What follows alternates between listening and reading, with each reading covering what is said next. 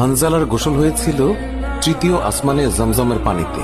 হযরত হানজালা রাদিয়াল্লাহু তাআলা আনহু তিনি সদ্য বিবাহ করেছেন। ওই সময় আমাদের প্রিয় নবী সাল্লাল্লাহু আলাইহি ওয়াসাল্লাম সাহাবীদেরকে বললেন, আমার সাহাবায়ে কেরাম, তোমরা উহুদের যুদ্ধের জন্য প্রস্তুতি গ্রহণ করো। রাসূলুল্লাহ সাল্লাল্লাহু আলাইহি ওয়াসাল্লাম হযরত হানজালা রাদিয়াল্লাহু তাআলা আনহুকে বললেন, হানজালা, তোমাকে যুদ্ধে যেতে হবে না। তখন হানজালা রাদিয়াল্লাহু তাআলা আনহু বললেন, ইয়া রাসূলুল্লাহ, আপনি যুদ্ধে যাবেন, কাফেরদের সঙ্গে যুদ্ধ করবেন, আর আমি সেখানে না গিয়ে স্ত্রীর সঙ্গে আমোদ প্রমোদ করব?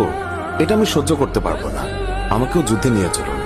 রাসূলুল্লাহ সাল্লাল্লাহু আলাইহি ওয়াসাল্লাম তখন বললেন, হানজালা, আমি তোমাকে আদেশ দিলাম, তুমি বাড়িতে থাকো, তোমাকে যুদ্ধে যেতে হবে না। হানজালা তখন নবীর আদেশ শুনে কাঁদতে কাঁদতে বাড়ি চলে গেল। আমাদের প্রিয় নবী সাল্লাল্লাহু আলাইহি ওয়াসাল্লাম সাহাবীদেরকে নিয়ে যুদ্ধে চলে গেছেন। এদিকে সাহাবী হানজালা তার স্ত্রীর সঙ্গে রাত কাটানোর পর তার উপর গোসল ফরজ হয়ে গিয়েছে, তাই সে গোসল করতে গেছেন, পানি নিয়ে দাঁড়িয়েও গেছে।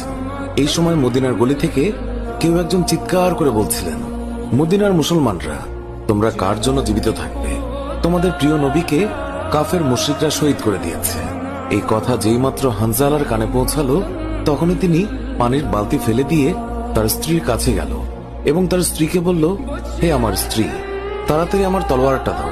যে কাপুরুষরা আমার নবীকে শহীদ করেছে, যে কাফেররা বিশ্বনবী হযরত মুহাম্মদ সাল্লাল্লাহু আলাইহি ওয়াসাল্লামকে হত্যা করেছে, আমি তাদেরকে ছাড়ব না।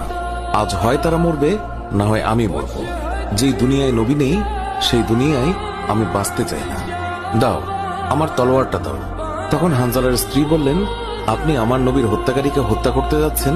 যান, আমি বাধা দেব না, আমার বাধা দেওয়ার অধিকার নেই।